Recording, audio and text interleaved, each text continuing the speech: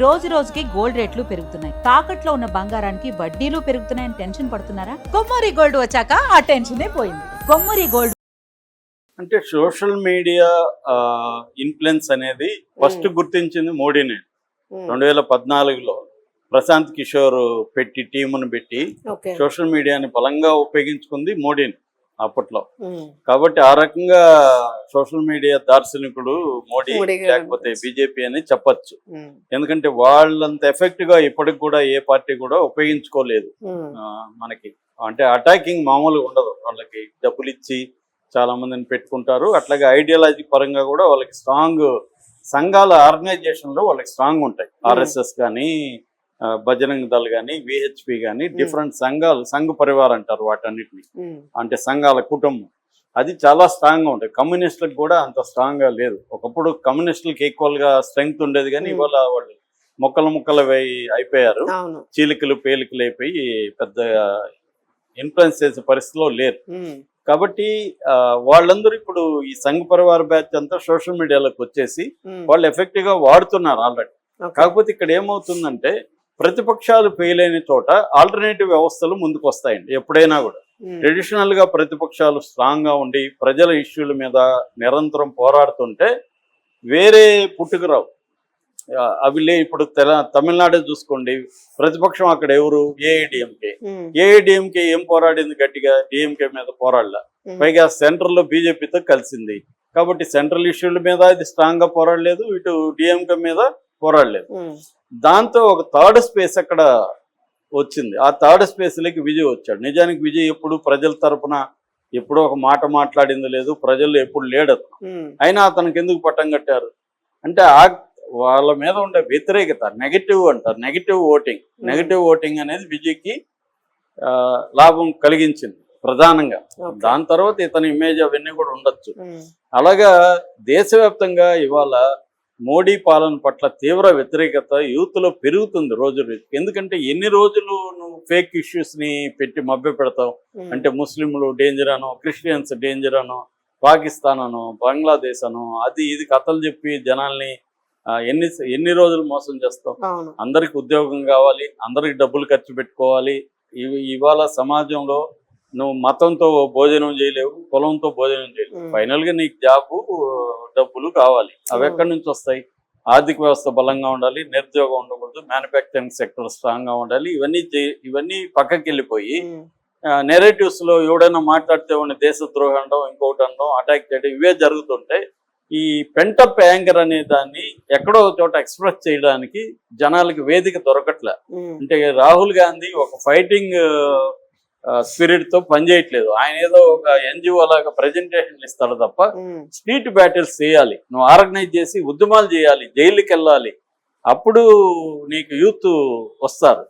అవేమి లేకుండా ముసలోళ్ళు, ఆయన పెట్టిందే ఖర్గే, ఒక పెద్ద ముసలాయన, ఆయన తీసుకొచ్చి ప్రెసిడెంట్ చేశారు. ఆయనే కదలలేడు గట్టిగా. అలానే ఇక రాహుల్ గాంధీ ఏమో అప్పుడప్పుడు వచ్చి ఏవో ప్రజెంటేషన్లు ఇచ్చిపోతుంటాడు. అంటే ప్రతిపక్షం దారుణంగా విఫలమైంది. మోడీ లెక్కది. ఇంకోటి ఏంటంటే వాళ్ళు ప్లాన్డ్ గా ప్రతిపక్షాలు ఎక్కడ ఉన్నా వాటిని విచ్ఛిన్నం చేసే కార్యక్రమం కూడా చాలా బలంగా చేస్తున్నారు. దాన్ని ఎదుర్కొని జనాల్ని మొబిలైజ్ చేసి, ఎన్మాస్ని మొబిలైజ్ చేసి వెళ్ళట్లేదు. సో అందువల్ల ఈ పెంటప్ యాంగర్ అంతా బయటికి రావాలి. ఇది కాక్రోచ్ రూపంలో వచ్చింది. ఎందుకంటే ఒక సాక్షాత్తు ఈ దేశ అత్యున్నత న్యాయస్థానం, సుప్రీంకోర్టు ప్రధాన న్యాయమూర్తి యూత్ ని ఓపెన్ గా కాక్రోచెస్ వీళ్ళు, బుద్ధింకలు వీళ్ళు అని హీనంగా మాట్లాడేసరికి ఒక్కసారిగా వీళ్ళ ఆత్మాభిమానం గాయపడింది.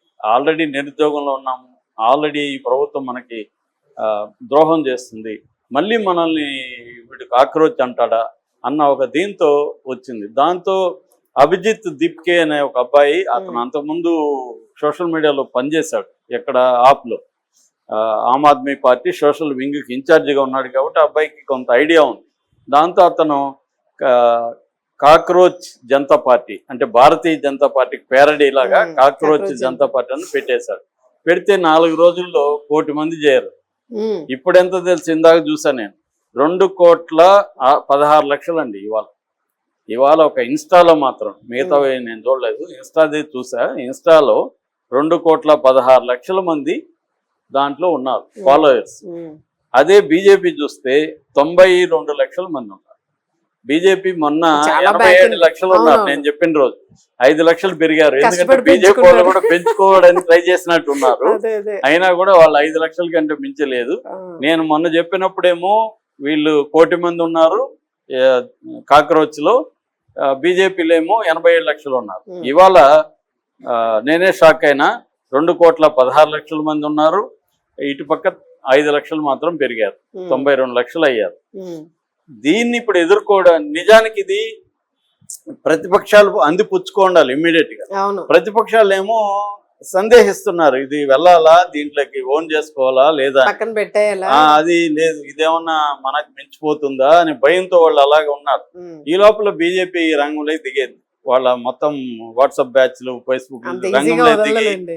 వీళ్ళు అసలు వీళ్ళందరూ ఇండియా వాళ్ళు కాదు, ఈ చేరిన వాళ్ళంతా పాకిస్తాన్ వాళ్ళు, చేరిన వాళ్ళంతా బంగ్లాదేశాలు అని ఒక ఫేక్ క్యాంపెయిన్ మొదలు పెట్టేశారు. మొదలుపెట్టి ఒక ఫేక్ దీంట్లో మామూలుగా మనకి ఇప్పుడు మన ఛానల్లో కూడా కొడితే అనాలిటిక్స్ లో ఎవరెవరు సబ్స్క్రైబర్లు కొట్టామనుకో ఏ దేశం నుంచి ఎంతమంది చేరారో మనకి అది లెక్క దాంట్లో ఇచ్చేస్తుందండి. ఇండియా ఇప్పుడు మన వీడియో ఏ దేశం నుంచి చూసారో కూడా ఇస్తుంది. ఏ కంట్రీ నుంచి, ఏ కంట్రీ 97% ఇండియా, 2% అమెరికా, ఇలా ఎవరి వీడియోకి ఇచ్చేస్తుంది. సబ్స్క్రైబర్లు అన్ని ఇచ్చేస్తుంది. అలాగా వీళ్ళు ఫేక్ క్రియేట్ చేసి వీళ్ళు ఏం చెప్తున్నారంటే 49% పాకిస్తాన్ అంట దీంట్లో ఈ కాక్రోచ్ పార్టీలో. బంగ్లాదేశ్ వాళ్ళు 14% అంట.